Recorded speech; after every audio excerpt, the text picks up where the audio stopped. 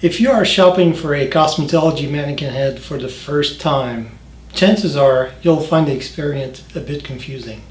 I'm here to help.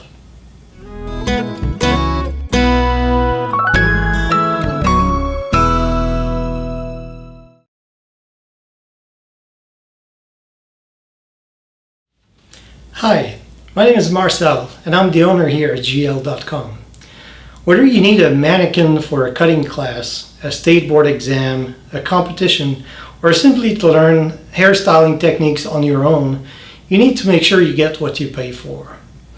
I created this 3-part video series to help you better understand how mannequins are made and what attributes make the prices vary so much. In this video, we will look at the different types of hair as well as hair quality. In the second video, I will talk about hair length, density, layering, and types of implants. In the last video, I will talk about the different kind of mannequin heads and holding stands. So this is video 1 of 3.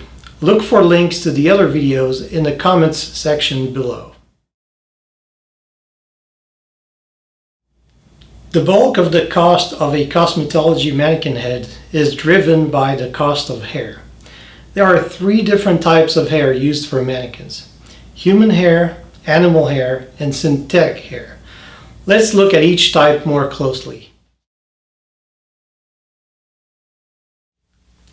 Human hair for mannequins comes mainly from Asia, with China, India, and Korea being the most common sources. European hair is also used, but since it's more expensive, you will find them mostly on premium quality mannequins. Sometimes people ask me if human hair comes from dead corpse. They do not. Hair trade is a very lucrative activity in Asia. Some people sell their hair to generate revenue, whereas others may donate their hair for religious reasons. Now, hair trade is a whole subject on its own and goes beyond the purpose of this video. But I think it would be helpful to know where the majority of the human hair for mannequins came from. Human hair is classified into different quality categories. When it comes to cosmetology mannequins, we will focus on the most important 3 quality categories. They are processed hair, virgin hair, and Remy hair.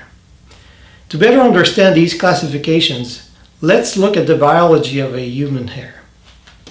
Hair is mainly composed of proteins that are organized into 3 different structures. The outside part of the hair is called the cuticle. It is made of several layers which grows in the same direction from the root to the tip of the hair. All the layers are stacked on each other just like the shingles on a roof. The cuticle protects the inside part of the hair. The inside part of the hair is called the cortex and is made of long protein fibers, giving the hair its strength. The cortex is also where the pigments of melanin are found, which is what gives the hair a specific color. The third and most inner part of the hair is called the medulla. It is a small and hollow space inside the cortex and not present in all hair fibers. Processed hair, or sometimes referred to as tangle-free hair, is the most common and economical type of human hair used for mannequins.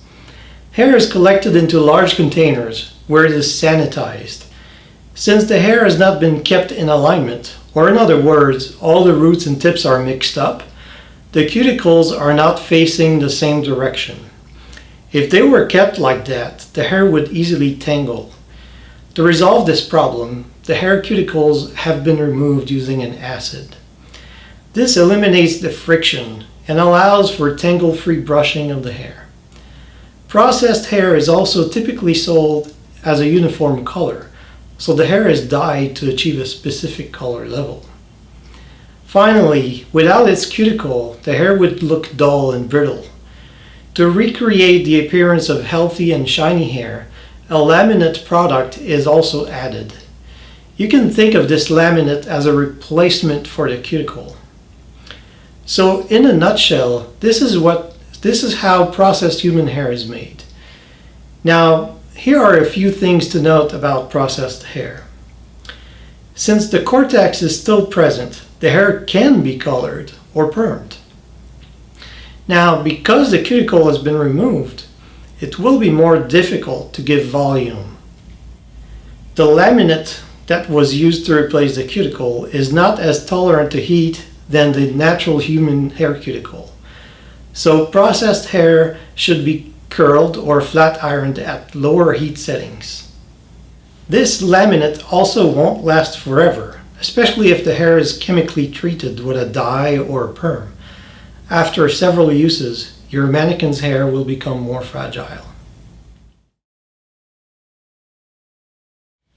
Virgin hair means that the hair has not been colored or permed. Virgin hair is usually made with a higher quality of hair, but it is possible that it too had its cuticle removed, similar to processed hair. Virgin hair is better used for coloring classes because the hair cortex is all natural and has not been damaged by any prior treatments. Remi is the term used to designate the highest grade of quality for human hair. Remi hair has retained the cuticles in proper alignment. If the hair has not been colored, it is also sometimes referred to as virgin Remi. Mannequins made with Remi hair can be quite expensive, and it is often used by hair coloring educators in trade shows or other educational settings to make sure their coloring product will produce optimal results. It is the closest thing to working with an actual person. Some mannequins are totally or partially made with animal hair. The most common animals used are horse, camel, and yak. These mannequins will be either less expensive or, as a trade-off, have a higher hair density. This can be a great alternative if you only need the mannequin for styling and cutting. Animal hair does not react the same way to chemicals than human hair does, so it is not recommended for hair coloring or any other chemical processes. Mannequins with synthetic hair are a lot cheaper than the ones with human hair. Most synthetic hair will not tolerate heat, so these mannequins are usually recommended for braiding, cutting, or styling without the use of heated tools. Because of its lower cost, synthetic hair mannequins usually have very long hair. Synthetic, animal, and human hair are sometimes blended together to lower the cost of a mannequin. Reputable vendors will disclose the ratio of human hair versus synthetic hair composition. Unfortunately, some vendors fail to disclose the hair composition or ratios, sometimes even concealing the fact that a mannequin may contain animal or synthetic hair blended with human hair. Since it can be difficult to inspect your mannequin to find out what the hair is really made of, don't be afraid to ask questions ahead of time. As a general rule, if the mannequin is described as 100% human hair, that's what it is. If it only says human hair without the percentage, this most likely means it is some type of blend. So by now you should understand the different types of hair used for cosmetology mannequins. In the next video in this series, we'll discuss hair length, density, and layering. Thank you.